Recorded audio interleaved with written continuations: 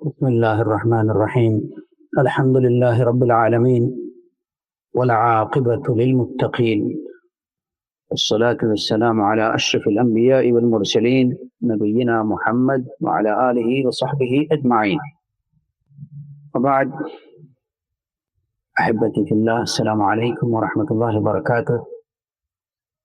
আমরা আলোচনা করছি শরহ সুন্নাহ থেকে এবং এর ব্যাখ্যা যেটা সালেহ আল ফৌজান হাফিজাহুল্লাহ করছেন সেটা থেকে। গত সপ্তাহে আমরা শরহ সুন্নাহর যে অধ্যায়ে ইমাম বারবাহারী রাহিমাহুল্লাহ বলেছিলেন,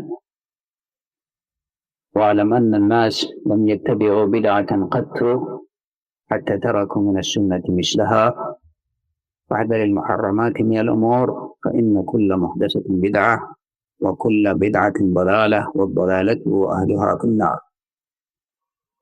এই অংশ থেকে আজকে আমরা فإن كل محدثة بدعة وكل بدعة ضلالة এই অংশটুকুর যে ব্যাখ্যা শাহ ফৌজান হাফিজাহুল্লাহ করেছেন, আমরা আজকে সেটুকুই পড়ব।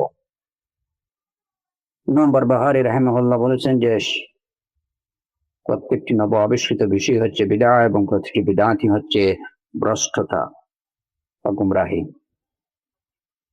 আর ব্যাখ্যায় সালেহ আল ফৌজান হাফিজাহুল্লাহ বলছেন, হাদা নাসসু হাদিস আল-ইরবাদ ইবনে সারিয়াহ রাদিয়াল্লাহু আনহু قال وعظنا رسول الله صلى الله عليه وسلم موعظة وجلت منها القلوب وذرفت منها العيون فقلنا يا رسول الله كأنها موعظة مودع فأوصنا قال أوصيكم بتقوى الله والسمع والطاعة وإن تأمر عليكم عبد، وفي رواية عبد حبشي كأن رأسه زبيبة، فإنه من يعش منكم فسيرى اختلافا كثيرا وعليكم بسنتي وسنة الخلفاء الراشدين المهديين من بعدي تمسكوا بها وعضوا عليها بالنواجذ وإياكم ومحدثات الأمور।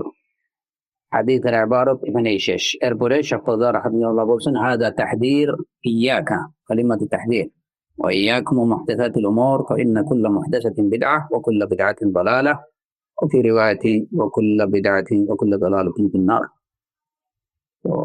شيخ صالح الفوزان حفظه الله বলছেন যে এই যে কুল্লা মুহদাসাতিন বিদআহ ওয়া কুল্লা বিদআতিন দালালাহ, এই অংশটুকু হচ্ছে ইরবাদ ইবনে সারিয়া রাদিয়াল্লাহু আনহুর সেই সুপ্রসিদ্ধ হাদিসের একটা অংশ, যেখানে বর্ণিত রয়েছে ইরবাদ ইবনে সারিয়া রাদিয়াল্লাহু আনহু থেকে বর্ণিত যে তিনি বলেছেন, রাসূলুল্লাহ সাল্লাল্লাহু আলাইহি ওয়াসাল্লাম আমাদেরকে নসিহত করলেন, এমন নসিহত যা শুনে অন্তর কেঁপে উঠল, চোখ থেকে পানি গড়াতে শুরু করলো।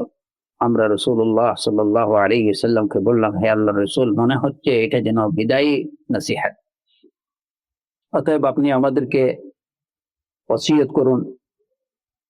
রাসূলুল্লাহ সাল্লাল্লাহু আলাইহি ওয়াসাল্লাম বললেন যে আমি তোমাদেরকে ওসিয়ত করছি তাকওয়ার, আল্লাহকে ভয় করার এবং শোনার এবং আনুগত্য করার। যদিও তোমাদের উপরে কোনো গোলামকে আমির বানিয়ে দেয়া হয় বা কোনো গোলাম তোমাদের উপরে আমির বনে যায়, কোন বর্ণনা রয়েছে যে যদিও কোনো হাবশি গোলাম যার মাথা এই কিশমিশের মতো, এমনও যদি কোনো হাবশি গোলাম তোমাদের আমির হয়ে যায়, তাহলে তোমাদের কাজ হচ্ছে আস-সামউ ওয়াত তাআ, শুনবে, তার কথা শুনবে এবং তার আনুগত্য করবে। কেননা তোমাদের মধ্যে যারা বেঁচে থাকবে তারা অচিরেই অনেক মতবিরোধ দেখতে পাবে। এমত অবস্থায় তোমাদের উপর করণীয় হলো, আবশ্যকীয় হলো আমার সুন্নাহ এবং আমার পরে আমার খুলাফায়ে রাশিদিন মাহদিয়িন হেদায়েত প্রাপ্ত খুলাফাদের সুন্নাহ অনুসরণ করা। তোমরা সেটাকে আঁকড়ে ধরো, শক্ত করে আঁকড়ে ধরো এবং মারি দাঁত দিয়ে সেটাকে কামড়ে ধরো, আর তোমরা নব আবিষ্কৃত বিষয় থেকে বেঁচে থাকো। ইয়াকা, এই যে হাদিসে রাসূলুল্লাহ সাল্লাল্লাহু আলাইহি ওয়াসাল্লাম বলেছেন ওয়া ইয়াকুম ওয়া মুহদাসাতিল উমুর, এই যে ইয়াক শব্দটা হচ্ছে কালিমাতু তাহযীর, সতর্কমূলক ওয়ার্ড, যেটা যার দ্বারা সতর্ক করা হয়। ওয়া ইয়াকুম ওয়া মুহদাসাতিল উমুর, সাবধান, তোমরা বেঁচে থাকো নব আবিষ্কৃত বিষয় থেকে, কারণ প্রত্যেকটি নব আবিষ্কৃত বিষয় হচ্ছে বিদআহ, আর প্রতিটি বিদআতই হচ্ছে গুমরাহি বা ভ্রষ্টতা। এবং অন্য বর্ণনায় আছে যে প্রতিটি ভ্রষ্টতার ঠিকানাই হলো জাহান্নাম। আমরা আজকে এই অংশটুকু নিয়েই একটু আলোচনা করার চেষ্টা করব। আসআলুল্লাহ সুবহানাহু ওয়া তাআলা আত-তাওফীক ওয়াস সাদাদ। প্রথমত এখানে এই হাদিস বা এই আলোচনা থেকে আমরা যেটুকু বুঝি, ইরবাদ ইবনে সারিয়া রাদিয়াল্লাহু আনহু যে কথা, যে রাসূলুল্লাহ সাল্লাল্লাহু আলাইহি ওয়াসাল্লাম আমাদেরকে নসিহত করলেন, ওয়াজ করলেন, এমন ওয়াজ যে ওয়াজ শুনে আমাদের অন্তর কেঁপে উঠলো, আমাদের চোখ দিয়ে পানি গড়িয়ে পড়লো, এবং আমাদের কাছে মনে হলো আমরা রাসূলুল্লাহ সাল্লাল্লাহু আলাইহি ওয়াসাল্লামকে বললাম যে মনে হচ্ছে এটা যেন আপনার বিদায়ী ওয়াজ, বিদায়ী নসিহা। আসলে প্রকৃতপক্ষে দুআত ইলাল্লাহ যারা, তাদের ওয়াজের নসিহতের ধরন এমনই হওয়া উচিত। দুআতরা যখন কোনো বিষয়ে উম্মাহকে নসিহত করবেন, ওয়াজ করবেন, তার মধ্যে থাকতে হবে, সেই ওয়াজের মধ্যে থাকতে হবে হৃদ্যতা, সেই ওয়াজের মধ্যে থাকতে হবে আন্তরিকতা। এইটা হতে হবে মিনাল কলবি ইলাল কলব। তখনই এই ওয়াজ দ্বারা যিনি যে ওয়াজ করবেন তিনি যেমন উপকৃত হবেন, তেমনি সামিঈনরা যারা এই ওয়াজ শুনবে তাদের উপরে এই ওয়াজের প্রভাব পড়বে। ওয়াজ হতে হবে সম্পূর্ণরূপে, নসিহত হতে হবে সম্পূর্ণরূপে, বক্তৃতা, বক্তব্য, লেকচার, যাই বলেন না কেন, দ্বীনের ক্ষেত্রে যখনই কোনো দ্বীনি বক্তব্য নসিহত দেওয়া হবে, এগুলা হতে হবে সম্পূর্ণরূপে কৃত্রিমতা বর্জিত, সম্পূর্ণরূপে কৃত্রিমতা বর্জিত। যে আমি আমার বক্তব্যকে সুন্দর করার জন্য বিভিন্ন ধরনের এক্সট্রা অর্ডিনারি মাল মশলা এটার সাথে লাগিয়ে বেশ সুন্দর করে উপস্থাপন করি, যাতে মানুষের কাছে এটা সুন্দর মনে হয়, কিংবা মানুষ বলে যে না, খুব ভালো একজন বক্তা, খুব সুন্দর ওয়াজ করতেছেন, কিংবা সাময়িক সময়ের জন্য আমি উপস্থিত মানুষকে কাঁদানোর জন্য কিংবা হাসানোর জন্য একটা কিছু ওয়াজ করলাম, কিছু কথাবার্তা বললাম। এটা আসলে প্রকৃত অর্থে এ ধরনের নিয়ত, এটা তো কোনো দায়ের মধ্যে থাকতেই পারে না, সত্যিকার কোনো দায়ের বৈশিষ্ট্য হতে পারে না। আর নিয়ত যদি ভালো থাকে, তারপরেও এই যে আর্টিফিশিয়ালিটি, এই আর্টিফিশিয়ালিটি প্রকৃত অর্থে কোনো হাক্কানি দুআত, কোনো রব্বানি দুআতের মধ্যে এই দুআতের ওয়াজগুলো এই ধরনের সব কৃত্রিমতা থেকে বর্জিত হয়ে থাকে, কৃত্রিমতা থেকে মুক্ত হয়ে থাকে। তার ওয়াজের মধ্যে কোনো ধরনের কৃত্রিমতা থাকবে না। তার উদ্দেশ্য হবে যে তার অন্তর থেকে আল্লাহ এবং তার রাসূল সাল্লাল্লাহু আলাইহি ওয়াসাল্লামের যে কথাগুলো বের হচ্ছে, সেগুলো যেন আরেকটা অন্তরে গিয়ে স্থান পায়, মিনাল কলবি ইলাল কলবি। সে আন্তরিকভাবে কথাগুলো বলবে, তার মনের মধ্যে থাকতে হবে আন্তরিকতা, যে এই কথাগুলো যেন, এই কথাগুলো দ্বারা যারা যারা শুনতেছে তারা যেন উপকৃত হয়, এই কথাগুলো যেন তাদের মধ্যে মকবুলিয়ত পায়, এর দ্বারা যেন তারা হিদায়াত পায়। এই আকাঙ্ক্ষা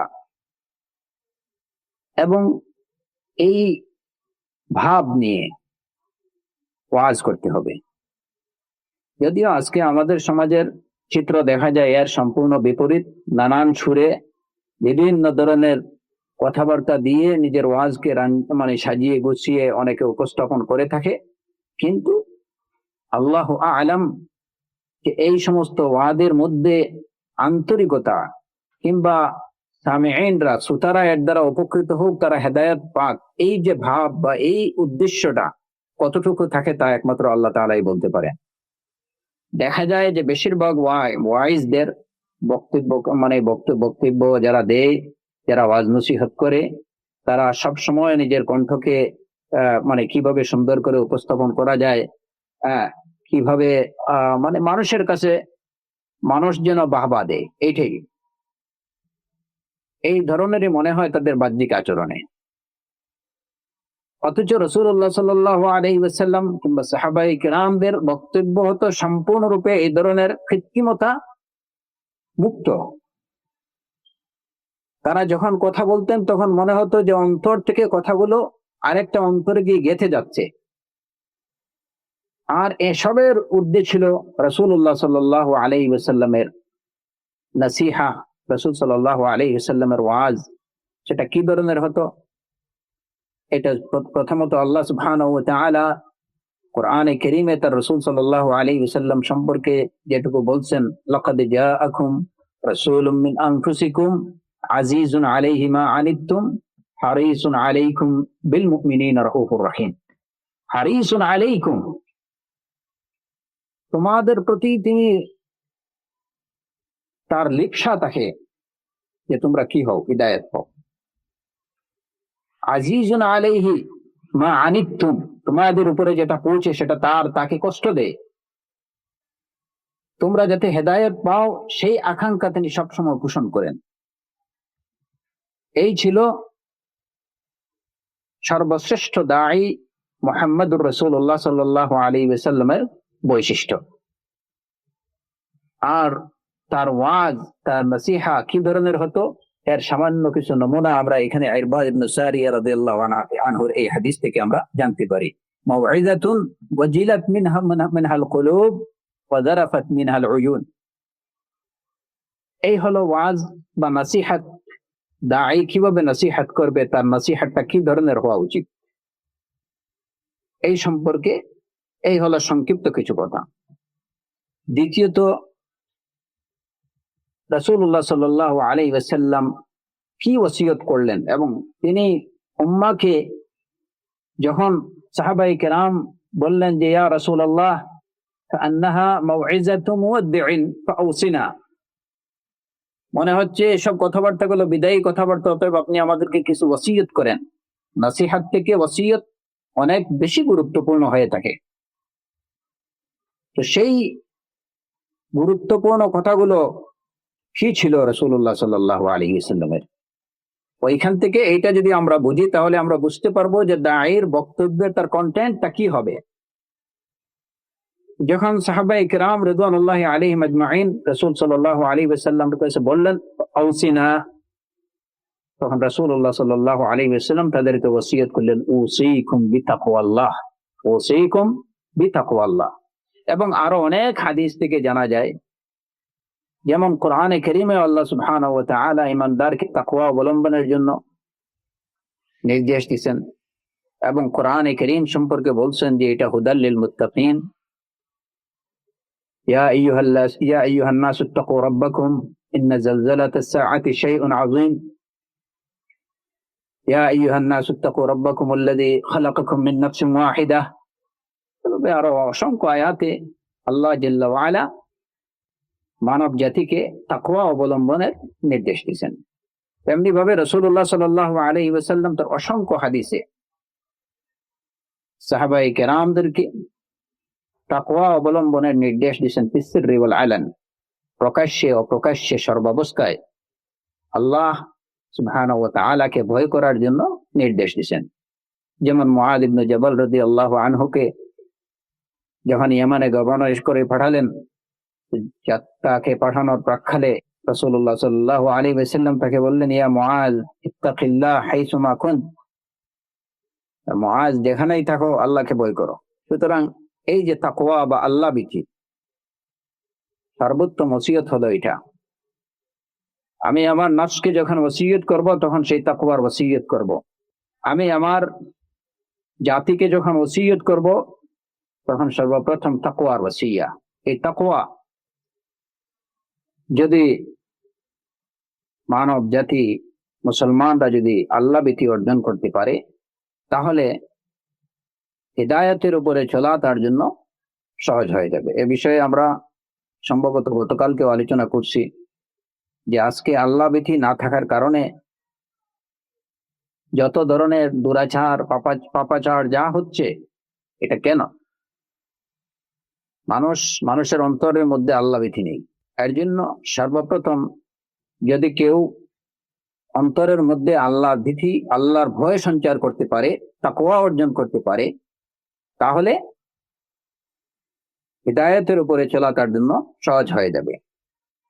ভালো পথে চলা, মন্দকে বর্জন করা তার জন্য সহজ হয়ে যাবে। আর এই তাকওয়া কিভাবে অর্জন করতে হবে? এই তাকওয়া আসবে মারিফাতুল্লাহ দ্বারা। তাকওয়াটা আসবে আল্লাহকে জানার মাধ্যমে, আল্লাহকে চেনার মাধ্যমে। যে যত বেশি আল্লাহ সুবহানাহু ওয়া তাআলাকে জানবে, আল্লাহকে চিনবে, তার অন্তরের মধ্যে তত বেশি আল্লাহর ভয়, আল্লাহর তাকওয়া সঞ্চারিত হবে। আর যার অন্তরের মধ্যে যত বেশি তাকওয়া থাকবে, সে তত বেশি হিদায়াতের উপরে চলতে পারবে, হিদায়াতের পথে চলতে পারবে। সত্যের পথে চলা, সৎ পথে চলা তার জন্য ততোধিক সহজ হবে। এই কারণে রাসূলুল্লাহ সাল্লাল্লাহু আলাইহি ওয়াসাল্লাম সাহাবায়ে কেরামদেরকে ওসিয়ত করলেন, উসীকুম বিতাকওয়াল্লাহ, উসীকুম বিতাকওয়াল্লাহ, আমি তোমাদেরকে ওসিয়ত করছি আল্লাহ ভীতির। আজকে আল্লাহ ভীতি না থাকার কারণে এই যে সমাজের মধ্যে যত ধরনের বিশৃঙ্খলা, যার ইচ্ছা যে যেভাবে ইচ্ছা চলতেছে, যার যা মনে হয় তাই করতেছে। কারণ কি? সে মনে করতেছে না যে একদিন তাকে আল্লাহ জাল্লা ওয়া আলার সামনে দাঁড়াতে হবে, একদিন তাকে তার সব কাজকর্মের জন্য, কৃতকর্মের জন্য জবাবদিহি করতে হবে। এই চিন্তা তার মনের মধ্যে নেই, সে সম্পূর্ণরূপে উদাসীন। ইয়াউমা ইয়াকুমুন নাসু লিরাব্বিল আলামিন, যেদিন মানুষ আল্লাহ রাব্বুল আলামিনের সামনে দাঁড়াবে, সেই দিন তাকে তার প্রত্যেকটা কাজের জন্য জবাবদিহি করতে হবে। এই যে কথাটা সে সম্পূর্ণরূপে ভুলে গেছে। আল্লাহ সুবহানাহু ওয়া তাআলা তাকে তার প্রত্যেকটা কাজের জন্য জিজ্ঞেস করবেন, ফামান ইয়ামাল মিসকালা যাররাতিন খাইরান ইয়ারাহ ওয়া মান ইয়ামাল মিসকালা যাররাতিন শাররান ইয়ারাহ। যে বিন্দু পরিমাণ, যাররা পরিমাণ ভালো কাজ করবে সেটা দেখতে পারবে, আর যে যাররা পরিমাণ মন্দ কাজ করবে সেও সেটা দেখতে পাবে। এই ভীতি বা এই উপলব্ধিটুকু যদি মানুষের মনের মধ্যে থাকে যে আমাকে আমার প্রত্যেকটা কথা, প্রত্যেকটা কাজের জন্য আল্লাহ সুবহানাহু ওয়া তাআলার কাছে জবাবদিহি করতে হবে। যদি সেটা ভালো হয় তাহলে সেটার জন্য আমি প্রতিদান লাভ করব, আর যদি সেটা মন্দ হয়ে থাকে তাহলে তার জন্য আমাকে শাস্তি ভোগ করতে হবে। এই উপলব্ধিটা যদি মানুষের মনের মধ্যে চলে আসে, তাহলেই দেখা যাবে যে সে মন্দকে সহজেই বর্জন করতে পারতেছে এবং সহজেই সৎপথ অবলম্বন করতে পারতেছে। আর এটাই হচ্ছে মূলত তাকওয়া। এটাই হচ্ছে তাকওয়া, যে আমার সবকিছু আল্লাহ সুবহানাহু ওয়া তাআলা দেখছেন, সবকিছু শুনছেন, এবং সবকিছুর জন্য আমাকে তার কাছে জবাবদিহি করতে হবে। এটাই হচ্ছে তাকওয়ার মূল কথা। এখান থেকে তাকওয়া সঞ্চারিত হয়। আর যখন মানুষের মন থেকে এই বিষয়ে সে উদাসীন হয়ে যায়, যখন সে এই বিষয়গুলোকে ভুলে যায়, তখনই সে বেপরোয়া হয়ে যায়। তখন সে তার একটা হিতাহিত জ্ঞান বা কমন সেন্স সেটা সে হারিয়ে ফেলে, এবং তার মন যা ইচ্ছে সে সেটাই করতে পারে। এর জন্য সর্বপ্রথম ওসিয়ত হলো উসীকুম বিতাকওয়াল্লাহ। রাসূলুল্লাহ সাল্লাল্লাহু আলাইহি ওয়াসাল্লাম সাহাবায়ে কেরামদেরকে ওসিয়ত করলেন যে আমি তোমাদেরকে তাকওয়ার, আল্লাহকে ভয় করার ওসিয়ত করছি। এরপরে এই ওসিয়তের মধ্যে রাসূলুল্লাহ সাল্লাল্লাহু আলাইহি ওয়াসাল্লামের এই ওসিয়তের মধ্যে দ্বিতীয় যে বিষয়টা আসছে সেটা হচ্ছে ওয়াসসাম ওয়াত তাআহ, ওয়াসসাম ওয়াত তাআহ ওয়া ইন তাআম্মারা আলাইকুম আবদুন। শুনবে এবং আনুগত্য করবে।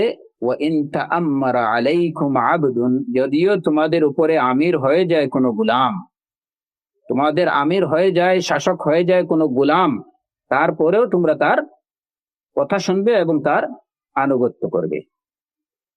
আল্লাহু আকবার, আল্লাহুম্মা সাল্লি আলা মুহাম্মদ। এই যে ওসিয়তের মধ্যে এই দ্বিতীয় অংশটা, এই অংশটুকুর যে গুরুত্ব রাসূলুল্লাহ সাল্লাল্লাহু আলাইহি সাল্লাম কতটুকু অনুধাবন করছেন, যে তার তাকওয়া আল্লাহর ভীতি অর্জন করার ওসিয়তের পরে তার দ্বিতীয় ওসিয়তটাই আসছে আস-সামউ ওয়াত তাআ।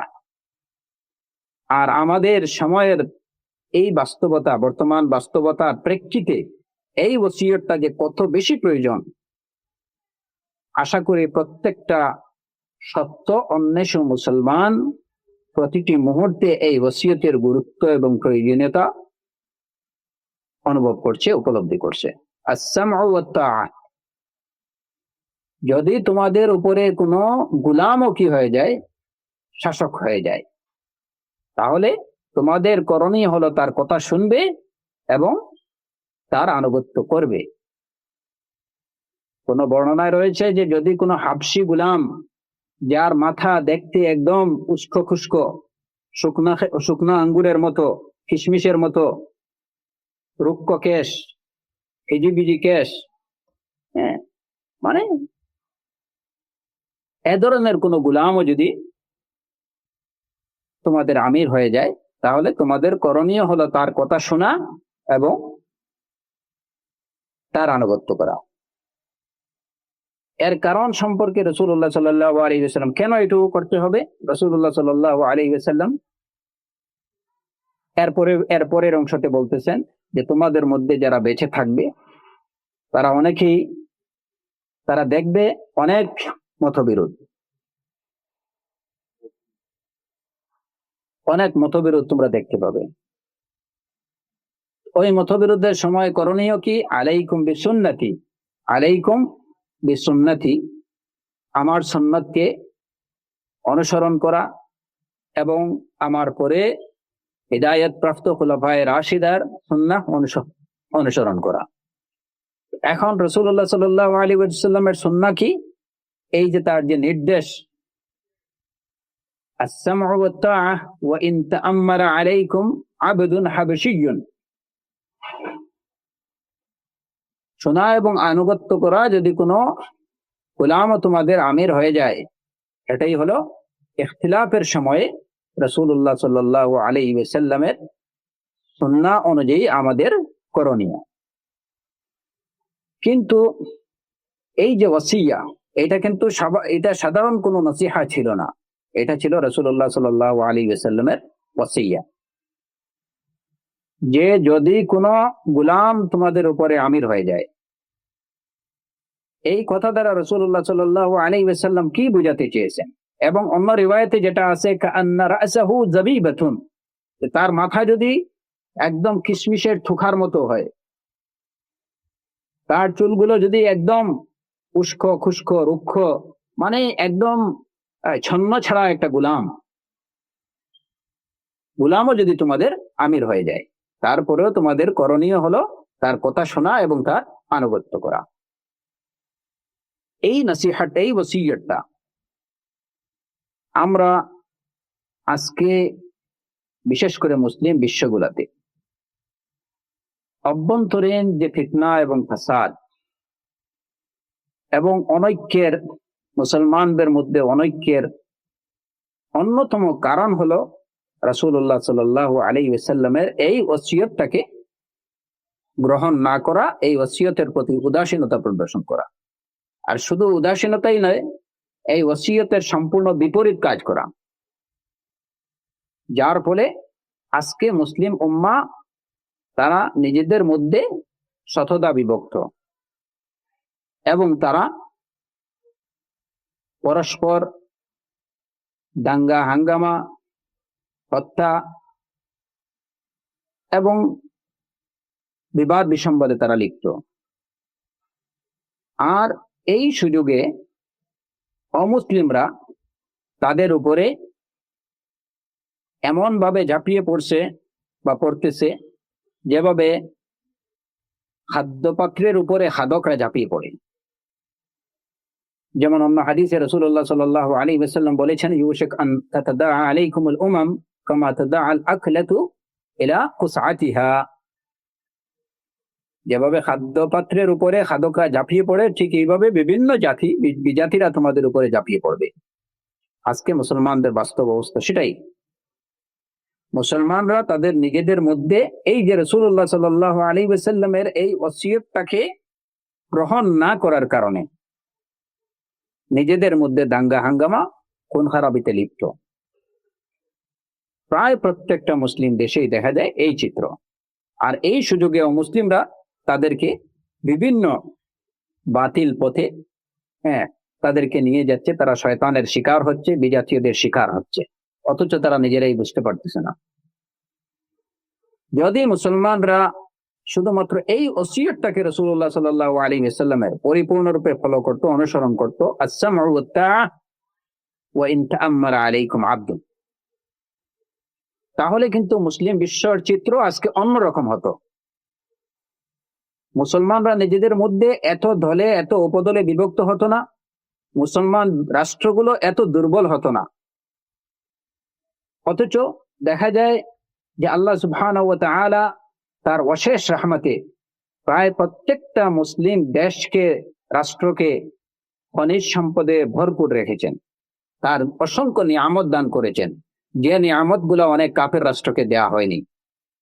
এরপরেও আজকে মুসলমানরা বিশ্বের এক কথায় বৃহত্তম জনগোষ্ঠী হওয়া সত্ত্বেও তারা অনেক ক্ষেত্রে লাঞ্ছিত, তারা নির্যাতিত, তারা নিষ্পেষিত, তারা দুর্বল। এর কারণ কি? এর কারণ খুঁজলে দেখা যায় যে মুসলমানরা তারা নিজেদের মধ্যে ঐক্যবদ্ধ না, তাদের নিজেদের মধ্যে তারা শতদা বিভক্ত, নিজেদের মধ্যে ঐক্য নেই, তাদের মধ্যে অনৈক্য বিরাজ করছে, তাদের নিজেদের মধ্যেই খুন খারাপি, মারামারি, দাঙ্গা হাঙ্গামা চলছে। আজকে বাংলাদেশের প্রেক্ষাপট যদি আমরা বিচার করি, বাংলাদেশে যাদের মধ্যে বাহ্যত, যাদের মধ্যে যে দ্বন্দ্ব সংঘাত চলতেছে, এরা কারা? এদের অধিকাংশেরই পরিচয় হলো, তাদেরকে জিজ্ঞেস করেন তাহলে অবশ্যই তারা বলবে যে আমি মুসলমান। তাহলে সংঘাত কার মধ্যে? কাদের সাথে কাদের সংঘাত? মুসলমান দাবিদারদের সংঘাত মুসলমান দাবিদারদের সাথে, মুসলমানের সাথে মুসলমানের সংঘাত। অথচ রাসূলুল্লাহ সাল্লাল্লাহু আলাইহি ওয়াসাল্লামের এই একটা মাত্র হাদিস, এই একটা মাত্র ওসিয়তের উপরে যদি তারা আমল করত, আস-সামউ ওয়াত-তাআ ওয়া ইন তাআম্মারা আলাইকুম আবদুন হাবশিয়্যুন ওয়া ইন তাআম্মারা আলাইকুম আবদুন হাবশিয়্যুন কাআন্না রা'সাহু যাবিবা। এটা দেখতে সুন্দর হোক, আনাড়ি হোক, আনস্মার্ট হোক, আনকালচার্ড হোক, একদম পথের একটা লোক হোক, যদি তোমাদের উপরে আমির হয়ে যায় তোমরা তার আনুগত্য করো। তাহলে কিন্তু আজকে বাংলাদেশের এই অবস্থা দাঁড়াতো না। কিন্তু দেখা যায় যে এই খারাপ অবস্থা, এই সংকটাপন্ন অবস্থার মুখোমুখি হওয়ার কারণ হলো এই ওসিয়তকে অবজ্ঞা করা, এই ওসিয়তকে উপেক্ষা করা, এই ওসিয়তের প্রতি উদাসীনতা প্রদর্শন করা। যারা আজকে নিজেদের মধ্যে, মুসলমানরা যারা নিজেদের মধ্যে দ্বন্দ্ব এবং সংঘাতে লিপ্ত, বাংলাদেশ বলেন কিংবা অন্য যে কোনো রাষ্ট্রে বলেন, তাদের উদ্দেশ্য কি? উদ্দেশ্য প্রথমত যে নিজেদের কাছে ক্ষমতা নিজেদের কক্ষিগত করা, কিংবা ক্ষমতা নিজের চিরস্থায়ী বন্দোবস্ত নেয়া।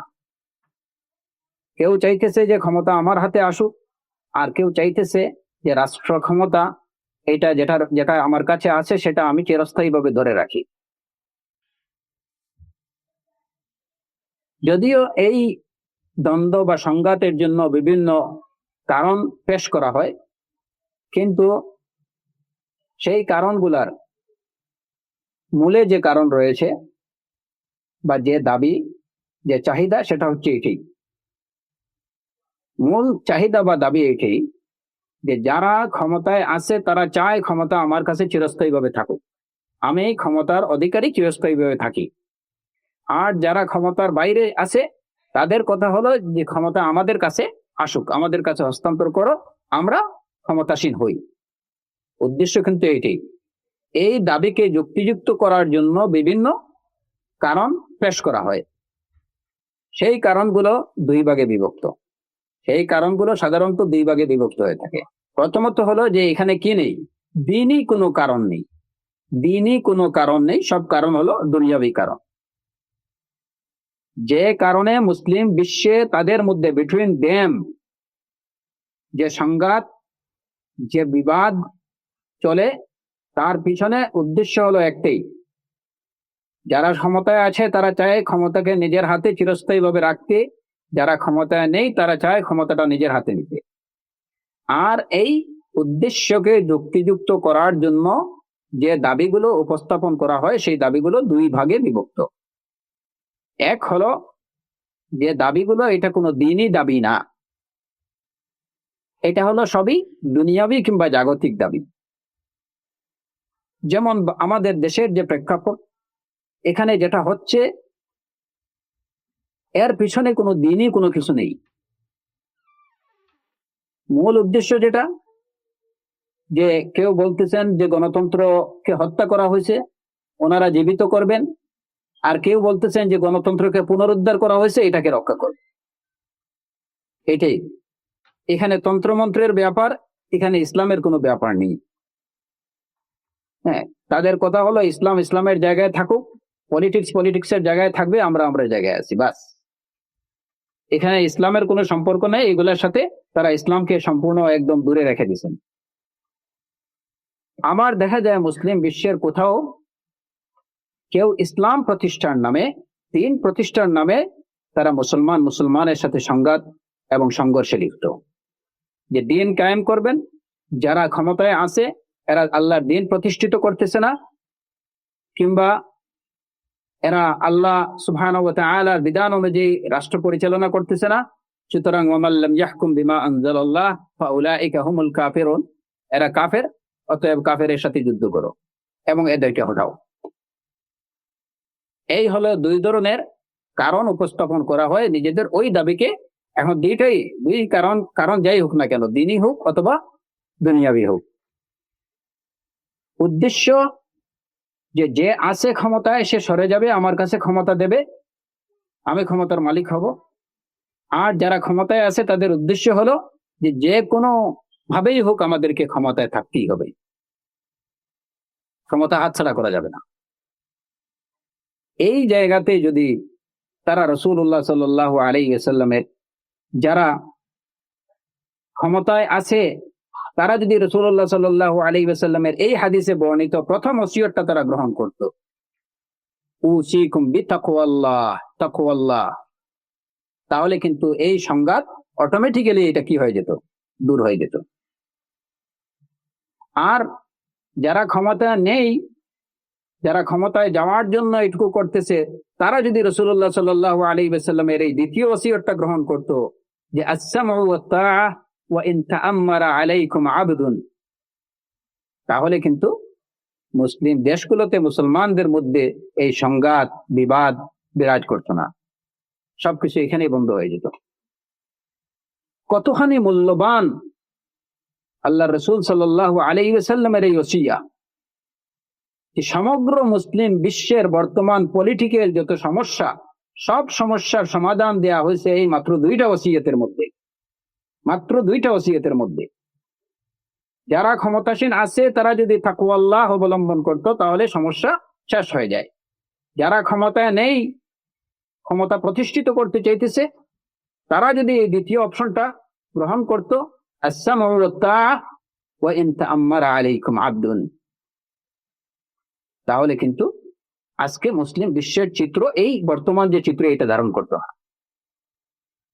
এখন যে প্রশ্ন, যে আমরা আসসামউ ওয়াত তাআ ওয়া ইন তাআম্মারা আলাইকুম আবদুন, যদি তোমাদের উপরে কোনো গোলামও আমির হয়ে যায় তাহলে তোমরা তার কথা শুনবে এবং আনুগত্য করবে। এখানে প্রশ্ন হলো যে তাহলে কি সর্বক্ষেত্রেই তার কথা শুনবো এবং তার আনুগত্য করব কিনা? না, রাসূলুল্লাহ সাল্লাল্লাহু আলাইহি ওয়াসাল্লামের অন্যান্য হাদিসে এই আনুগত্যের সীমা এবং পরিসীমার কথা নির্ধারণ করে দেওয়া হয়েছে যে আমরা কতক্ষণ পর্যন্ত শাসকের আনুগত্য করতে পারি, কতক্ষণ পর্যন্ত তার কথা শোনা যাবে। মা লাম ইউমার বিমাসিয়া, যতক্ষণ পর্যন্ত না সে কোনো আল্লাহ সুবহানাহু ওয়া তাআলার নাফরমানের কোনো নির্দেশ দেবে। এই সীমা নির্ধারণ করে দিয়েছেন রাসূলুল্লাহ সাল্লাল্লাহু আলাইহি ওয়াসাল্লাম। এটা আনলিমিটেড না যে শাসক যাই বলবে আমরা তাই শুনবো, আর যাই করবে হুকুম দেবে আমরা সেটাই মেনে দেব। এটা কিন্তু লাগামহীন ভাবে না, কিংবা এটা কিনা আনলিমিটেড না, এটা লিমিটেড, এটা একটা সীমা আছে। সেই সীমাটা হলো যতক্ষণ পর্যন্ত না তারা আমাদেরকে কোনো নাফরমানের নির্দেশ দেবে। যখন নাফরমানের নির্দেশ দিবে তখন আর তাদের কোনো কথা শোনা যাবে না। ফালা সামআ ওয়ালা তাআ। আল্লাহ সুবহানাহু ওয়া তাআলার নাফরমানিমূলক কোনো কাজের নির্দেশ যদি প্রদান করে তাহলে এই ক্ষেত্রে শাসকের কথা শোনা যাবে না, তার কোনো আনুগত্য করা যাবে না। লা তাআতা লি মাখলুকিন ফি মাসিয়াতিল খালিক।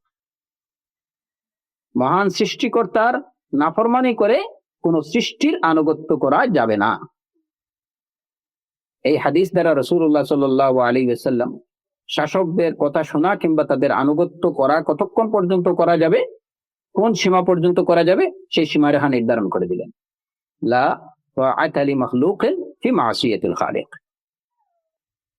যদি তারা কোনো নাফরমানির নির্দেশ দেয় তাহলে আমরা সেখানে তাদের কথা শোনা যাবে না, তাদের আনুগত্য করা যাবে না। আর যতক্ষণ পর্যন্ত না তারা আল্লাহ সুবহানাহু ওয়া তাআলার কোনো নাফরমানির নির্দেশ দেবে, যদি এরূপ কোনো নির্দেশ না দেয়, তাহলে তাদের উপর থেকে আনুগত্যের হাত সরিয়ে নেওয়া যাবে না। তাহলে আনুগত্যের হাত তাদের থেকে সরিয়ে নেওয়া যাবে না, বরঞ্চ কি করতে হবে, তাদের আনুগত্য করে যেতে হবে। যেমন রাসূলুল্লাহ সাল্লাল্লাহু আলাইহি ওয়াসাল্লাম বলছেন, আলাল মারই আস-সামউ ওয়াত তাআহ ফিল মানশাতি ওয়াল মাকরাহ ওয়া ফীমা আহাব্বা ওয়া কারিহা মা লাম ইউমার বিমাসিয়াতিল্লাহ ফা ইন আমারা বিমাসিয়াতিল্লাহ ফালা সামআ ওয়ালা তাআহ। যে ব্যক্তির করণীয় হচ্ছে শোনা এবং আনুগত্য করা, এটা সুখে হোক, দুঃখে হোক, কষ্টে হোক কিংবা আনন্দে হোক, সে তার এটা পছন্দনীয় হোক কিংবা তার অপছন্দ হোক, যতক্ষণ পর্যন্ত না তারা আল্লাহর নাফরমানের কোনো নির্দেশ দিবে ততক্ষণ পর্যন্ত এই তাদের কথা শুনতে হবে এবং তাদের কথা, তাদের আনুগত্য করতে হবে।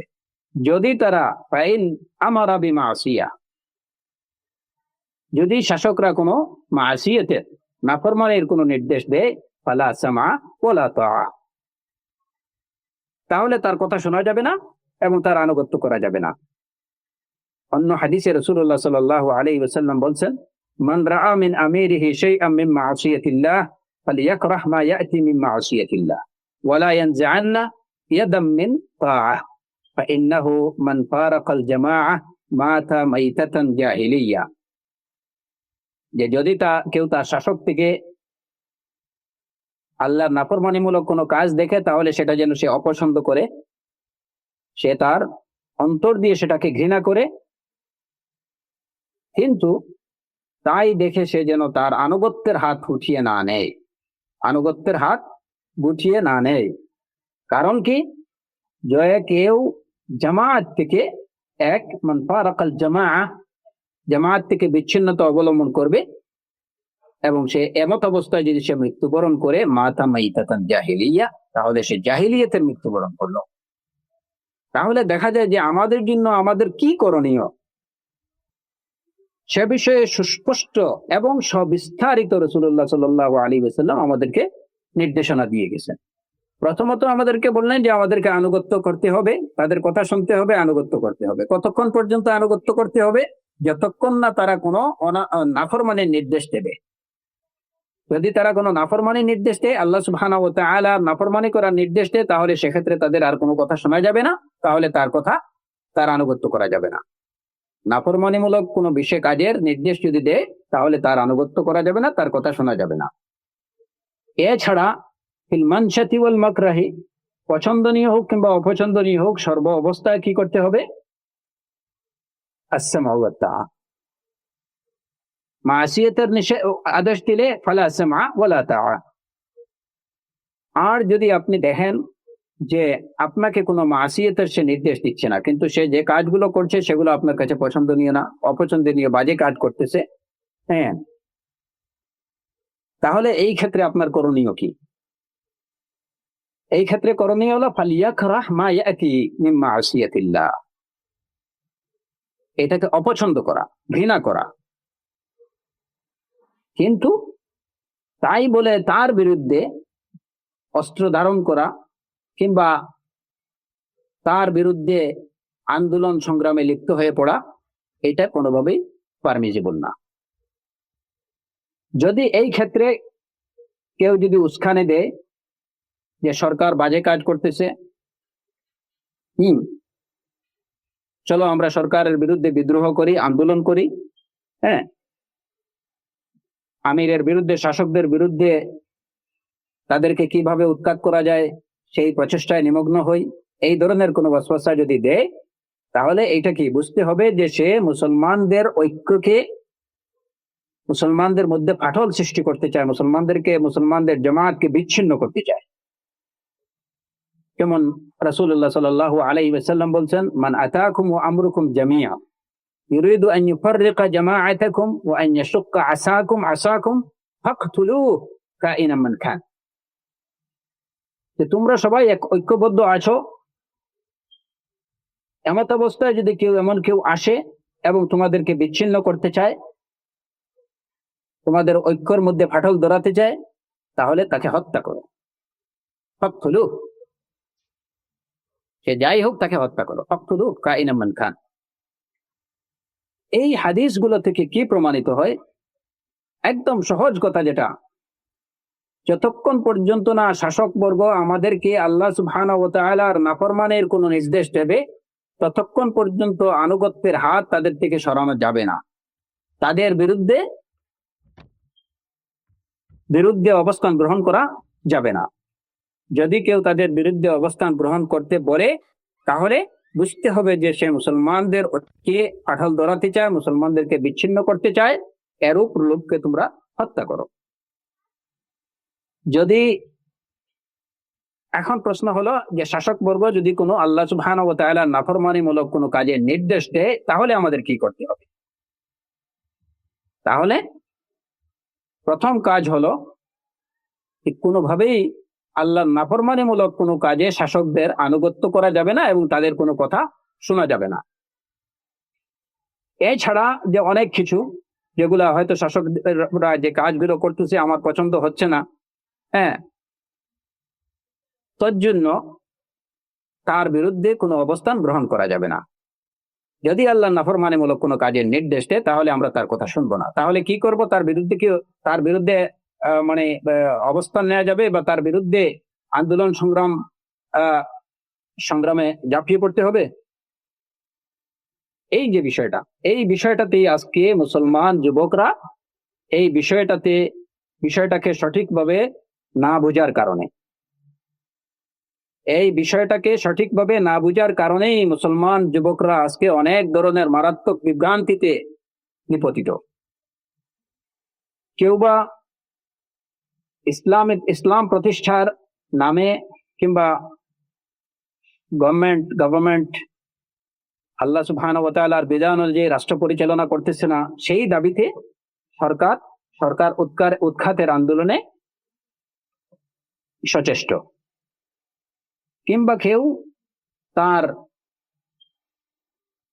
দুনিয়াবি জাগতিক স্বার্থ সিদ্ধির জন্য, সেটা গণতন্ত্রের নামে হোক কিংবা আর কিছুর নামে হোক, হ্যাঁ, জাগতিক স্বার্থ সিদ্ধির জন্য সরকার উৎখাতের আন্দোলনে নিয়োজিত। প্রথমত কথা হলো যে আমাদের এই যে দ্বিতীয় পার্ট, যেটা জাগতিক স্বার্থ সিদ্ধি, নিজের স্বার্থ সিদ্ধি কিংবা অন্য কোনো কিছু উদ্ধারের জন্য কিংবা প্রতিষ্ঠা করার জন্য কোরআন এবং সুন্নাহর আলোকে শাসকদের বিরুদ্ধে কোন ধরনের আন্দোলনে নিয়োজিত হওয়া, চেষ্টা করা, এটা কোনোভাবেই সমর্থনযোগ্য না এবং এটা জায়েজ না, এটা করা যাবে না। শুধুমাত্র একটা অপশনই আমাদের কাছে আছে, যদি শাসকরা আল্লাহ সুবহানাহু ওয়া তাআলার নাফরমানি, দিন বিরোধী কোনো কাজ করার যদি নির্দেশ দেয়, তাহলে সেক্ষেত্রে তাদের আনুগত্য আমরা করতে পারবো না, তাদের কথা শুনতে পারবো না। এখন কথা হলো যে এই ক্ষেত্রে কি আমরা শুধু বসে থাকবো যে তাদের কথা শুনলাম না এবং তাদের আনুগত্য করলাম না, এখানেই কি আমাদের দায়িত্ব শেষ, না আমাদের আর কিছু করণীয় আছে? সেই বিষয়ে সুস্পষ্ট রূপরেখা রাসূলুল্লাহ সাল্লাল্লাহু আলাইহি ওয়াসাল্লাম দিয়ে গেছেন। সে বিষয়ের সুস্পষ্ট রূপরেখা, নির্দেশনা রাসূলুল্লাহ সাল্লাল্লাহু আলাইহি ওয়াসাল্লাম আমাদেরকে দিয়ে গেছেন যে এমত অবস্থায় আমরা কি করব। জুনাদা ইবনু আবি উমাইয়াহ রাদিয়াল্লাহু আনহু থেকে বর্ণিত, তিনি বলেন যে আমরা উবাদা ইবনু সামিত রাদিয়াল্লাহু আনহু অসুস্থ অবস্থায় আমরা তার কাছে গেলাম, সেখানে গিয়ে তার জন্য দোয়া করলাম যে আল্লাহ আপনাকে সুস্থ করুন। তারপরে তাকে আমরা বললাম যে আমাদেরকে আপনি রাসূল সাল্লাল্লাহু আলাইহি ওয়াসাল্লাম থেকে শুনছেন এরকম একটা হাদিস আমাদেরকে বলুন, যেটা দ্বারা আল্লাহ আপনাকে উপকৃত করবেন। তখন তিনি বললেন, উবাদা ইবনু সামিত রাদিয়াল্লাহু আনহু বললেন, দাআনা নবী সাল্লাল্লাহু আলাইহি ওয়াসাল্লাম ফাবায়ানা ফাকানা ফীমা আখাযা আলাইনা আন বায়ানা আলা আস-সাম'i ওয়াত-তাআহ ফী মানশাতিনা ওয়া মাকরাহিনা ওয়া উসরিনা ওয়া ইউসরিনা ওয়া আসারাতিন আলাইনা ওয়া আল্লা নুনাজি'a আল-আমরা আহলা ইল্লা আন তারাউ কুফরান বুওয়াহান ইনদাকুম মিনাল্লাহি ফীহি বুরহান। সহিহ বুখারী এবং সহিহ মুসলিমে বর্ণিত হাদিস, যে আমাদেরকে রাসূলুল্লাহ সাল্লাল্লাহু আলাইহি ওয়াসাল্লাম ডাকলেন, আমাদের থেকে বায়াত নিলেন। যে বিষয়ের উপরে আমাদের থেকে তিনি বায়াত নিয়েছিলেন সেটা হচ্ছে আমরা তার কাছে বায়াত দিয়েছিলাম এই বলে যে আমরা তার আলাস সাম'i ওয়াত তাআ শুনবো এবং আনুগত্য করব, সুখে দুঃখে, কষ্টে এবং আনন্দে, ও আসারাতিন আলাইনা, যদি আমাদের উপরে কেউ প্রাধান্য নিয়ে যায়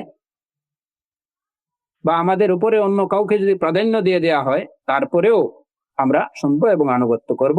ও আল্লা নুনাজি আল আমরা আহলা, আমরা বিষয় নিয়ে কর্তৃপক্ষের বিরোধিতা করব না, যতক্ষণ না ইল্লা আন তারাউ কুফরান বুওয়াহান ইনদাকুম মিনাল্লাহি ফীহি বুরহান, আল্লাহর পক্ষ থেকে আসা সঠিক স্পষ্ট দলিল আছে এরকম কোন সুস্পষ্ট কুফর যতক্ষণ পর্যন্ত না দেখব, ততক্ষণ পর্যন্ত আল্লাহ নুনাজি আল আমরা আহলাহু, বিষয় নিয়ে কর্তৃপক্ষের কোনো সাথে বিরোধে লিপ্ত হব না, আমরা শুনবো এবং আনুগত্য করব।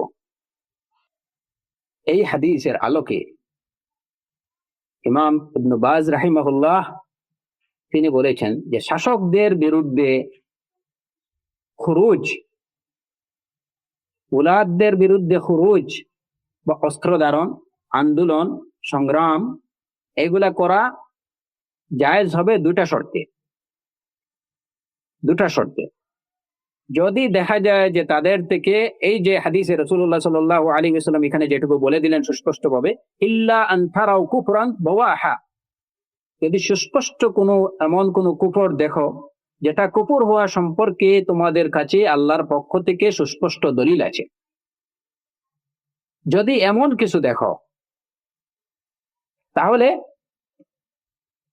কর্তৃপক্ষের সাথে বিরোধ করা যেতে পারে, নতুবা ও আল্লাহ নুনাজি আল আমরা আহলাহু ইল্লা আন তারাউ, যদি দেখো তাহলে হয়তো এটা নেই, তাহলে কর্তৃপক্ষের সাথে বিরোধে যেতে পারো। শেখ বিন বাজ রাহিমাহুল্লাহ বলতেছেন যে এটা হলো একটা শর্ত।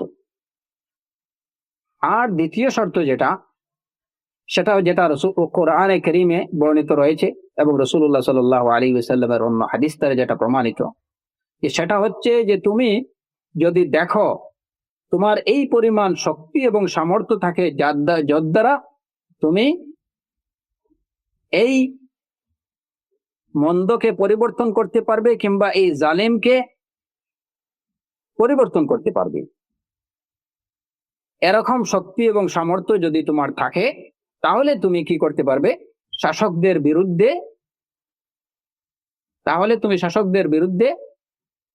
আন্দোলন সংগ্রাম করতে পারবে, তাদের বিরুদ্ধে অবস্থান গ্রহণ করতে পারবে। তাহলে হাদিস দ্বারা কি প্রমাণিত? যে শাসকদের বিরুদ্ধে অবস্থান গ্রহণের জন্য, তাদের বিরুদ্ধে আন্দোলন করার জন্য শর্ত হলো দুটো।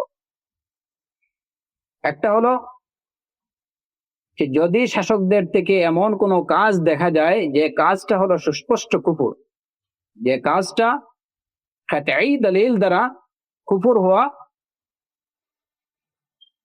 প্রমাণিত, কাতঈ দলিল দ্বারা যে কাজটা কুফর বলে সাব্যস্ত, এইরকম সুস্পষ্ট কোনো কুফর যদি দেখা যায় শাসকদের থেকে, তাহলে ওই রকম কর্তৃপক্ষের বিরুদ্ধে আন্দোলনে লিপ্ত হওয়া যাবে। মানে তো আন্দোলন না, মানে তাদের বিরুদ্ধে, তাদেরকে দমনের জন্য পদক্ষেপ নেওয়া যাবে।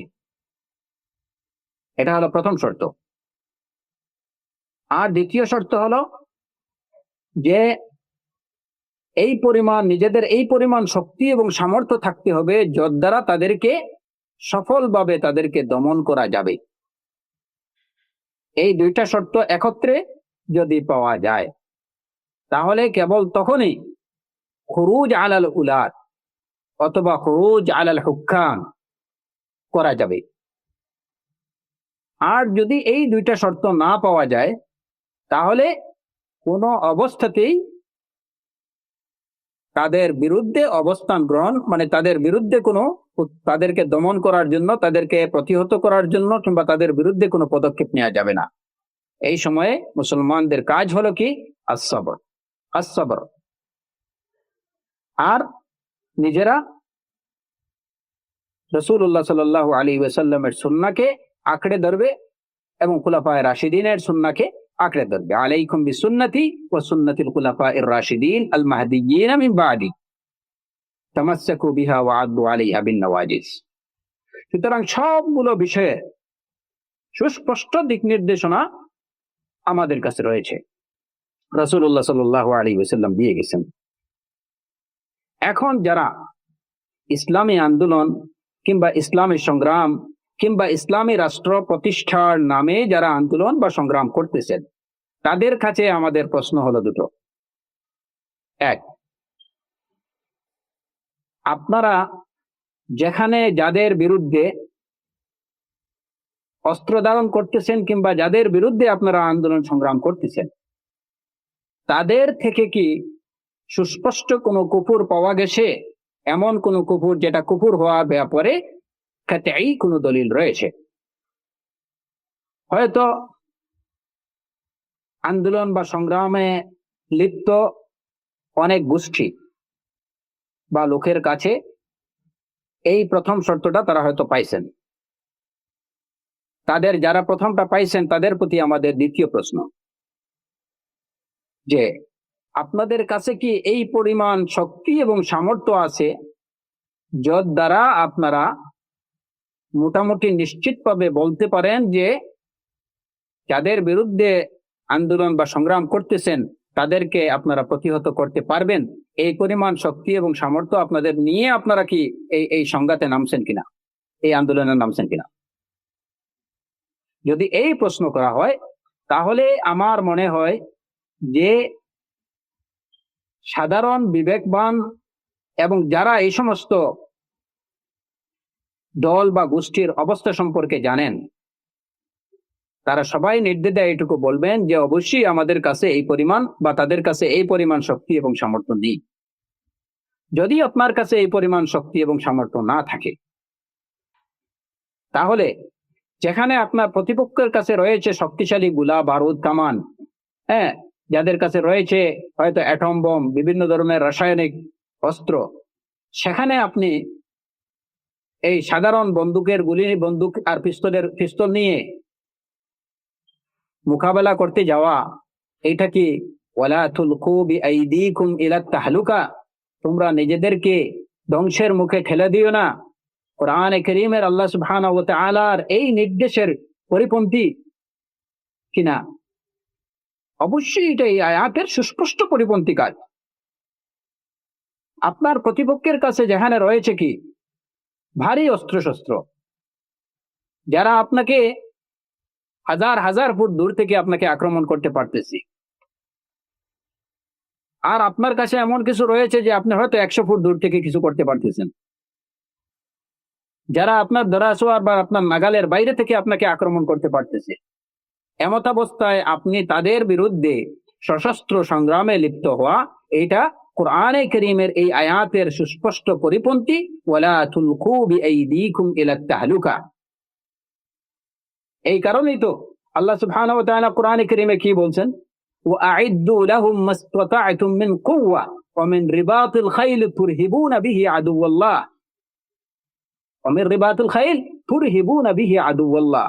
তোমার কাছে যদি এই পরিমাণ সাজ সরঞ্জাম থাকে, যার দ্বারা তুমি আল্লাহর দুশমনদেরকে ভীত সন্ত্রস্ত করতে পারবে, এই পরিমাণ যদি তোমার কাছে থাকে, তুমি সেটা আগে কি করো? সংগ্রহ করো। এই আয়াতের মধ্যে দুটো বিষয়, আইদ্দু লাহুম মাসতাতা'তুম মিন কুওয়া, শক্তি সংগ্রহ করো, শক্তি প্রস্তুত করো। সেই শক্তি কি? সেই শক্তি দুই ধরনের। প্রথমত নিজের ইমানি শক্তি, এবং দ্বিতীয়ত হলো নিজের ম্যাটেরিয়াল শক্তি। প্রথমত নিজের ইমানি শক্তি। আজকে যারা বিশ্বব্যাপী ইসলামী আন্দোলনের নামে কিংবা ইসলামিক স্টেট কায়েম করার নামে যারা সশস্ত্র সংগ্রামে লিপ্ত, তাদের প্রতি আমার প্রশ্ন, আপনারা নিজেদের নফসকে নিজেদেরকে জিজ্ঞেস করেন, নিজেরা নিজেকে জিজ্ঞেস করেন যে আপনার মধ্যে ইমানি শক্তি কি পরিপূর্ণতা লাভ করেছে? আমরা দেখি বিশ্বের অনেক মুসলমান দেশে অনেকেই জিহাদের নামে পাথর নিক্ষেপ করতেছে কিংবা বন্দুকের গুলি চালাইতেছে, কিন্তু সুবহানাল্লাহ, তার নিজের মধ্যে ইমানের পূর্ণতা নেই। অনেকেই দেখা যায় দাড়িবিহীন, অনেকেই দেখা যায় সালাতবিহীন, অনেকেই দেখা যায় সিয়ামবিহীন। হ্যাঁ, তার নিজের মধ্যে ইমানের পরিপূর্ণতা নেই। কুওয়াতে ইমানই যেটুকু দরকার, আজকে মুসলমানদের মধ্যে এটা কি আছে? আমরা তো নিজেদের ইমানকেই পরিপূর্ণ করতে পারিনি। দ্বিতীয়ত কথা হলো যে আপনার কাছে কি পরিমাণ সাজ সরঞ্জাম, আপনি যাদের বিরুদ্ধে অস্ত্র ধারণ করতেছেন, যেখানে তারা রাষ্ট্র পরিচালনাকারী যারা, তাদের কাছে রয়েছে ভারী অস্ত্রশস্ত্র, অজস্র ট্রেন্ড শূন্য, তাদের কাছে রয়েছে বিভিন্ন ধরনের বাহিনী। সেই মোকাবেলায় আপনার আপনার যে প্রস্তুতি, আপনার ম্যাটেরিয়াল প্রস্তুতিটা কতটুকু? প্রথমত কথা হলো কি যে নিজের ইন্টারনালি আমি কতটুকু শক্তিশালী, আমার ইমান কতটুকু শক্তিশালী। তৃতীয় কথা হলো আমার কাছে আমি বাহ্যিকভাবে কতটুকু শক্তিশালী। প্রতিপক্ষের মোকাবেলায় দেখা যায় যে আমার কাছে 1000 ভাগের এক ভাগ শক্তির অধিকারী আমি নই। তাহলে এটা কি জেনে শুনে নিজেকে মৃত্যুর মুখে, ধ্বংসের মুখে ঠেলে দেওয়া হয় না? এই কথাগুলো তখন যে যদি দেখা যায় যে প্রথম শর্ত পাওয়া গেছে, অর্থাৎ যাদের বিরুদ্ধে অস্ত্র ধারণ করা হচ্ছে তারা কি, তাদের মধ্যে কুফরে বোয়া আছে, সুস্পষ্ট কুফর আছে, এবং যে বিষয়গুলো কুফর হওয়ার ব্যাপারে কোনো সন্দেহ নেই, সুস্পষ্ট দলিল আছে, কাতাই দলিল আছে, তাহলে প্রশ্ন হলো যে আপনার কাছে এই শক্তি এবং সামর্থ্য আছে কিনা। নতুবা কোন বিবেক বলবে এইটুকু? আজকে আপনি মৌচাকে যদি ঢিল মারেন, তাহলে দিল হয়তো মারছে একজন লোক, কিন্তু সেই মৌমাছিগুলা আক্রমণ করবে আশেপাশে যারা আছে সবাইকে। তাহলে এটা আপনার, এতে কি আপনি উপকার করলেন না অপকার করলেন?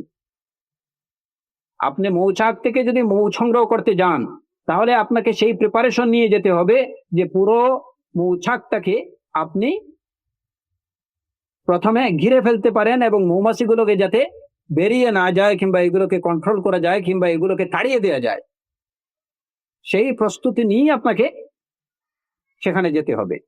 যদি এই ধরনের কোনো প্রস্তুতি না থাকে আর আপনি বলেন ইনফিরু খিফাফান ওয়া সিকালা, আপনি যদি বলেন ওয়া তাওয়াক্কাল আলাল্লাহ, তাহলে এটা কি তাওয়াক্কুল হলো? কোন সুস্থ বিবেক কি বলবে এটা যে এটা এটা এটা মানে সঠিক কাজ? আপনি একা হয়তো ঢিল দিছেন, আপনারা দুইজন হয়তো ঢিল মারছেন, কিন্তু এই ঢিল মারার কারণে এই মৌমাছিগুলো আশেপাশের নিরপরাধ লোকগুলোকে আক্রমণ করবে। আজকে বিশ্বব্যাপী মুসলমানদের যে অবস্থা দেখা যাচ্ছে, যে হয়তো ভুল করতেছে এই ধরনের কিছু বিভ্রান্ত কিংবা ওয়াসওয়াসার, শয়তানের ওয়াসওয়াসার শিকার কিছু যুবকরা, কিন্তু আক্রান্ত হচ্ছে নিরপরাধ নারী, শিশু, আবাল, বৃদ্ধ, বনিতা সবাই।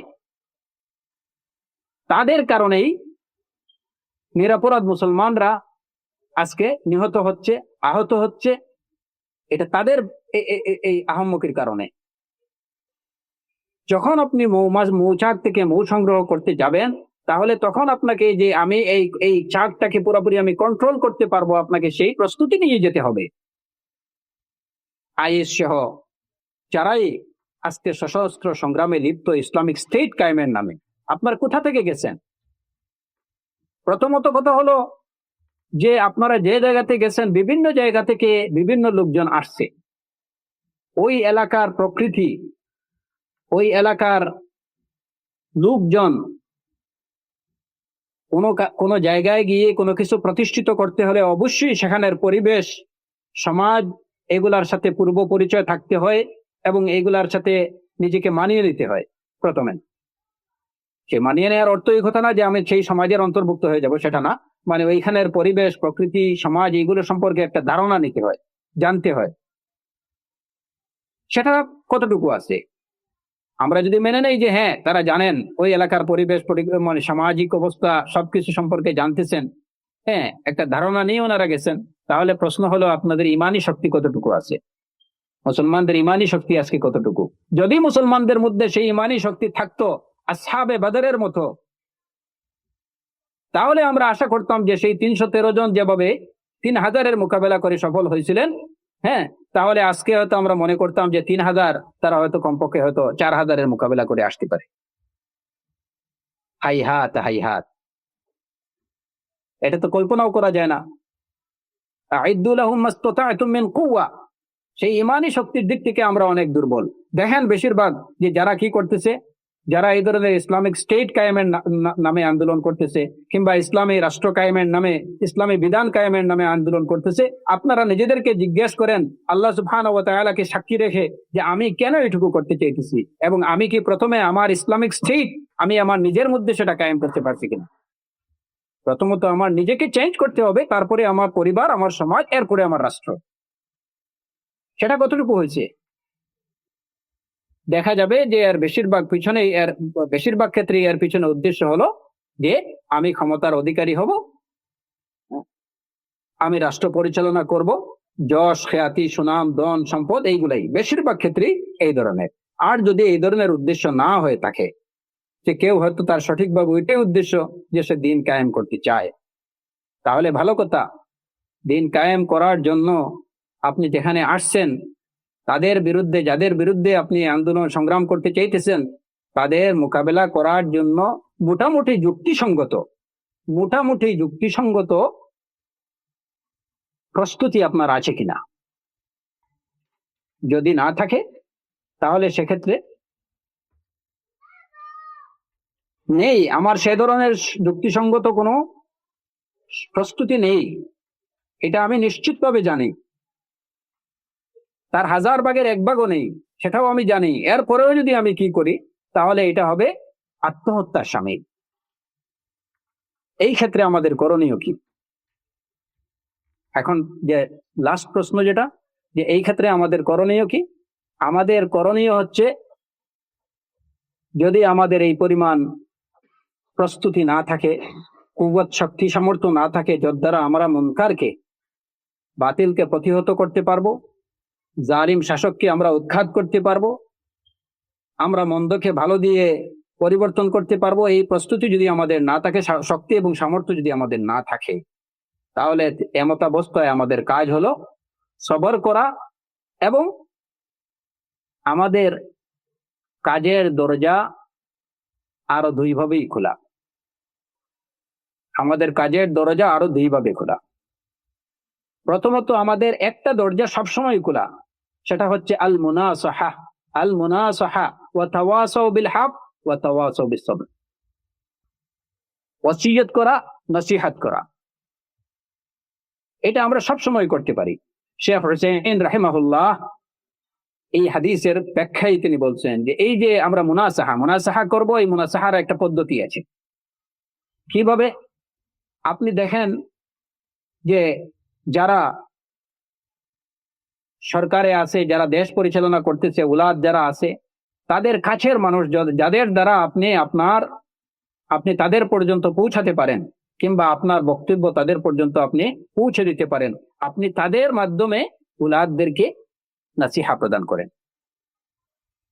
এটা খুব ইম্পর্টেন্ট, খুবই গুরুত্বপূর্ণ বিষয়, এবং সবারই এটা খেয়াল রাখা উচিত। নাসিহাত দেওয়ার নামে যেমন আজকে এই নাসিহাত হতে হবে নাসিহা আমিকা। নাসিহা সাতহাইয়া যদি হয়, বাসা নাসিহাত, তাহলে এটা কি হবে না, এটা গ্রহণযোগ্য হবে না। এই ক্ষেত্রে নসিহত দিতে হবে অত্যন্ত ভাব গম্ভীর পরিবেশে, খুব ঠান্ডা মাথায়, এবং এমন ভাবে যাতে এই নসিহতের একটা গুরুত্ব প্রকাশ পায়। আজকে পল্টন ময়দানে কিংবা আলিয়া মাদ্রাসার মাঠে কিংবা লালদিঘি ময়দানে সরকারকে নসিহত দেয়া হলো, এই নসিহতটা কিন্তু এফেক্টিভ না। এই নসিহতটা এফেক্টিভ না। যে নসিহতটা হয়তো আপনি লালদিঘির মাঠে চিল্লাফাল্লা করে আপনার গলা ভাঙতেছেন, কিংবা আলিয়ার মাঠে কিংবা পল্টন ময়দানে আপনি ভাষণ দিয়ে জ্বালাময়ী ভাষণ দিচ্ছেন, কিন্তু সরকারে যারা আছে তারা আপনার এগুলা শোনার এই কর্ণপাতই করতেছে না, এগুলা তাদের কানেই পৌঁছাইতেছে না। কি বলছে যে না, ওই কিছু পাগল ছাগল কিছু এখানে চিল্লাপাল্লা করছে, তো এইটুকুই বাস। সরকারের বিভিন্ন যে সংস্থাগুলো আছে তারা হয়তো এটা রিপোর্ট করবে যে না, এইগুলা এই কিছু পাগল ছাগল এখানে কি হয়েছিল, এই চিল্লাপাল্লা করে তারা চলে গেছে, শেষ, দ্যাটস অল। আপনার এই জ্বালাময়ী ভাষণ কিংবা আপনার এই এত সব কথাবার্তা চিল্লাপাল্লা, এগুলা কোনো কাজে আসলো না। ঠিক ওই জায়গাতে যদি আজকে আপনাদের মধ্য থেকে কিছু লোক যারা ভাব গম্ভীর, ওয়েটফুল, যারা হিকমার সাথে প্রজ্ঞার সাথে কথা বলতে পারে, বিদ্যালিল কথা বলতে পারে, এই ধরনের লার্নেড, লিটারেট এবং প্রজ্ঞাশীল কয়েকজন যদি দেখা যায় যে হয়তো ঊর্ধ্বতন কর্তৃপক্ষ যারা আছে তাদের সাথে একদম প্রাইভেটলি বসার একটা ব্যবস্থা করতে পারতেছে, এবং গিয়ে সেখানে যদি তাদেরকে নসিহত দেয়, তাহলে অবশ্যই এটা একটা পজিটিভ রেজাল্ট আশা করা যেতে পারে। আর যদি পজিটিভ কোনো রেজাল্ট নাও আসে, তারপরেও এটার দ্বারা কোনো বিরূপ প্রতিক্রিয়া সৃষ্টি হবে না, এটা বলা যায় নিশ্চিন্তে। আর যদি হয় তারপরেও কি এইটুকু বলতে পারবেন, যারা এই পর্যন্ত এইভাবে নসিহত দিলেন, তারা এইটুকু বলতে পারবেন যে তারা তাদের ডিউটিটা ডিসচার্জ করছেন, যে তারা সত্যটা পৌঁছেছেন, তাওয়াসাউ বিল হকের উপরে তারা আমল করছে। কিন্তু আপনি দেখেন আমাদের দেশ সহ অন্যান্য মুসলমান দেশগুলোতে এই যে ব্যবস্থা, এটা কি করা হচ্ছে? ওপেনলি বিভিন্ন মাঠে ময়দানে বাস, যখন এই যে গভর্নমেন্ট থাকতেছে এই গভর্নমেন্টের বিরুদ্ধে কথাবার্তা ওপেনলি বলা হচ্ছে, কিন্তু এগুলা কোনো কিছুই হচ্ছে না, এতে কোনো কাজই হচ্ছে না। এফেক্টিভ ওয়ে যেটা, সেটা কিন্তু আমরা করছি না। অথচ এই দরজা আমরা সবসময় খোলা, আমরা বসতে পারি। আজকে আমাদের বাংলাদেশের বলেন কিংবা অন্যান্য দেশের যে সমস্ত শাসকরা আছেন, যারা সরকার প্রধান হোক বা অন্যান্য যারা আছে, কর্তৃপক্ষ যারা আছে, তারা তো এমন কোন না যে ভিন্ন গ্রহের তারা কোনো লোক না, যে আমরা তাদের কাছে পর্যন্ত পৌঁছাতে পারবো না আর তাদের কাছে যেতে পারবো না, এমন তো কিছু না। হয়তো তাদের শিডিউলটা পেতে হবে আমাদেরকে 1 মাস পরে, ঠিক আছে, আমরা 1 মাস পরে যাই, তাদের সাথে কথা বলি যে এই বিষয়গুলো, এইগুলা কি আমাদের কাছে মনকার মনে হচ্ছে, এই বিষয়ে আপনাদের দৃষ্টি আকর্ষণ করছি, যদি এগুলো আপনারা করেন তাহলে এটা জাতির জন্য এবং আপনাদের জন্য মঙ্গলজনক হবে। নাসিহাতের এটা হলো একটা ওয়ে। সেকেন্ডলি হলো শেখ হুসাইমিন রাহিমাহুল্লাহ বলেছেন যে নসিহাত যখন দিতে যাবে তখন তুমি মাফতুহা এবং মুগলাকা যেন না হয়, যে শুধুমাত্র আপনারা এই করছেন, আপনারা এই করছেন, সরকারকে শুধু দোষারোপ, আপনারা এই করছেন, এই করছেন, এই করছেন, মানে সরকারের যত আয় দোষ ত্রুটি যা আছে সবকিছু তাকে বলে আসলাম। এটা কিন্তু নসিহা না। আপনার নসিহা হতে হবে মফতুহা এবং মফতুহা। আপনি সরকারকে প্রজ্ঞার সাথে, হিকমার সাথে, আদবের সাথে বলবেন যে এই কাজগুলো জাতির জন্য কল্যাণকর হচ্ছে না, এই কাজটা ইসলামের জন্য, মুসলমানের জন্য ভালো হচ্ছে না, এই কাজগুলো মুনকার মনে হচ্ছে, এবং এর পরিবর্তে আপনি তাকে কিভাবে এই মুনকার থেকে বেশি বেরিয়ে আসতে পারে সেই রাস্তাও আপনাকে তাকে দেখিয়ে দিতে হবে, অল্টারনেটিভ বলে দিতে হবে যে আপনারা যদি এই কাজের পরিবর্তে এইটুকু করেন, এই কাজের পরিবর্তে যদি আপনারা এইটুকু করেন। হ্যাঁ, আজকে আপনারা গ্যাস বলেন, ইলেকট্রিসিটি বলেন, এইগুলার উপরে সুদ নিচ্ছেন, চক্রহারে সুদ নিচ্ছেন। হ্যাঁ, এইগুলার পরিবর্তে যদি আপনারা গ্যাসের দাম আপনারা পার ইউনিট যদি, বা ইলেকট্রিসিটির দাম আপনারা পার ইউনিট আরো 25 পয়সা করে বাড়িয়ে নেন, কিন্তু ওই ওই ওই ওই সুদটা আপনারা কি করেন? তো তাকে অল্টারনেটিভ দেখিয়ে দিতে হবে, এবং এইটাই হচ্ছে কোরআনে কারীমের নির্দেশনা এবং রাসূলুল্লাহ সাল্লাল্লাহু আলাইহি ওয়াসাল্লামের মানহাজ হলো তাই। যেমন কোরআনে কারীমে আল্লাহ সুবহানাহু ওয়া তাআলা বলছেন, ইয়া আইয়ুহাল্লাযীনা আমানু লা তাকুলু রাঈনা, লা তাকুলু রাঈনা ওয়া কুলু উনজুরনা। রাঈনা বলতে নিষেধ করা হলো, কিন্তু কি বলবে সেটাও বলে দেয়া হলো, ওয়া কুলু উনজুরনা, রাঈনা বলো না, উনজুরনা বলো। রাসূলুল্লাহ সাল্লাল্লাহু আলাইহি ওয়াসাল্লামের সুন্নাহর মধ্যে এর নিদর্শন পাওয়া যায় যে রাসূলুল্লাহ সাল্লাল্লাহু আলাইহি ওয়াসাল্লাম যখন একজন সাহাবী খয়বর থেকে সবচেয়ে উত্তম কিছু কি নিয়ে আসলেন, খেজুর নিয়ে আসলেন, এবং সেগুলা এক সার পরিবর্তে দুই সার পরিবর্তে এক সা নিতে চাইলেন, এক সার দুই সার পরিবর্তে 3 সা নিতে চাইলেন, তখন রাসূলুল্লাহ সাল্লাল্লাহু আলাইহি ওয়াসাল্লাম তাকে বারণ করলেন এবং বললেন যে তুমি এগুলা বিক্রি করে উত্তমটা কিনে নাও। উনি তাকে একটা অল্টারনেটিভ দিয়ে দিলেন।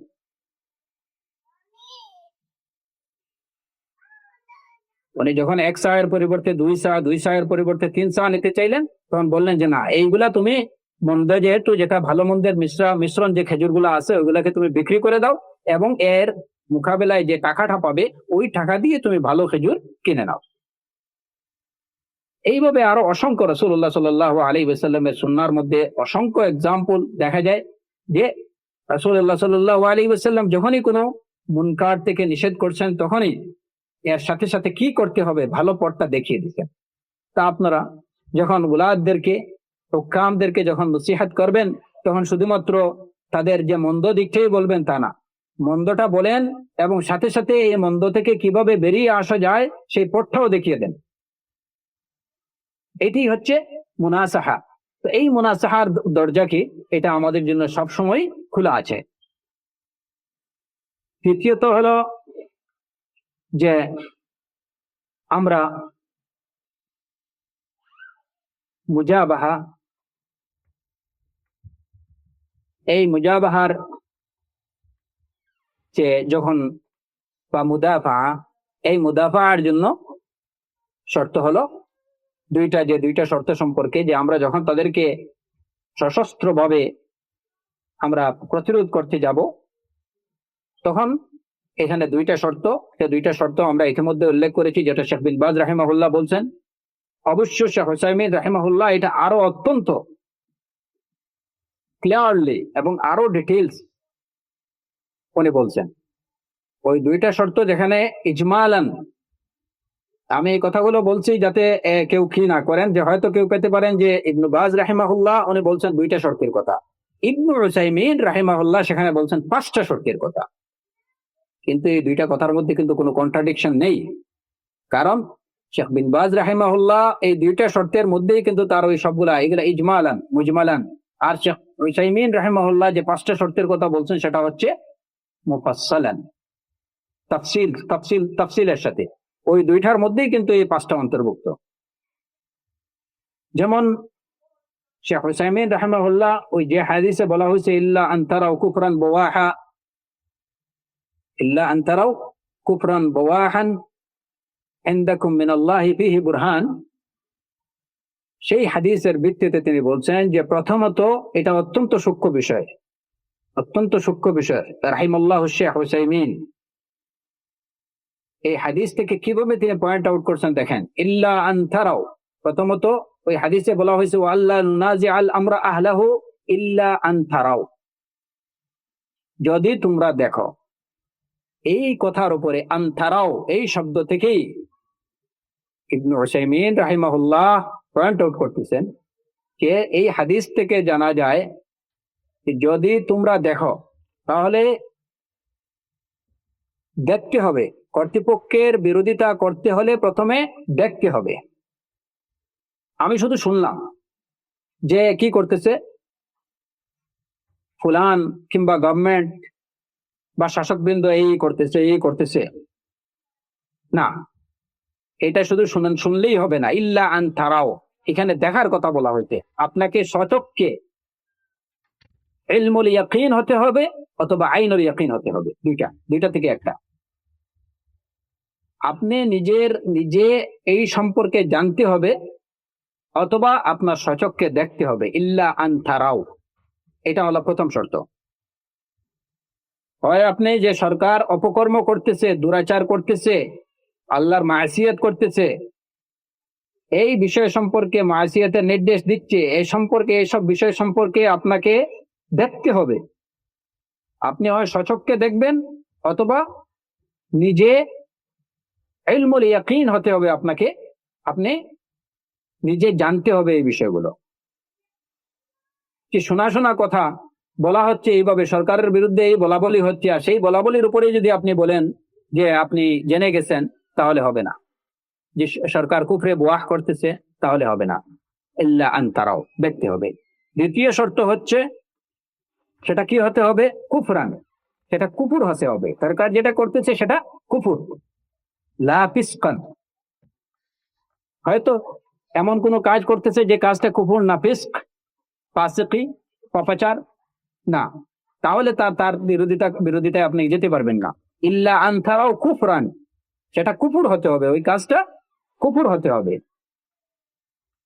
তৃতীয় শর্ত হচ্ছে সেই কুফরটা হতে হবে ওয়াহান, সুস্পষ্ট। যদি কুফরটা হয় এমন যে এটার মধ্যে কোনো তাওয়িলের কিংবা এটার কোনো ব্যাখ্যার কোনো সুযোগ আছে,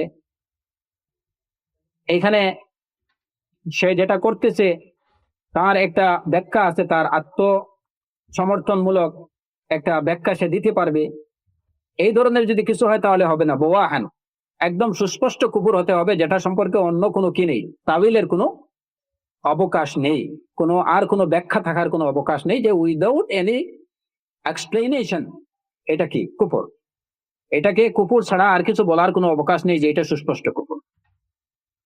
তাহলে এই হলো তিনটা শর্ত। 4 নম্বর শর্ত হলো যে এইটা তো কুফর, সুস্পষ্ট কুফর হবে, কিন্তু সেই সুস্পষ্ট কুফরটা আপনি বললেই হবে না। এটা যে কুফর সে বিষয়ে ইনদাকুম মিনাল্লাহি ফীহি বুরহান,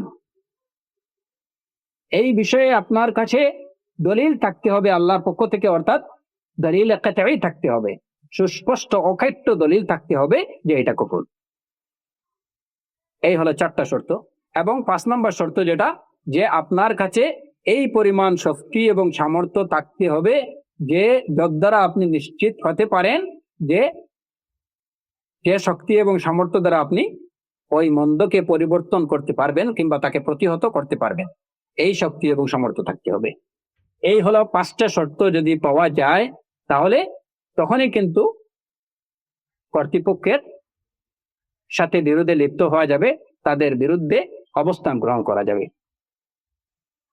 আর যদি এগুলো না থাকে তাহলে কোনো অবস্থাতেই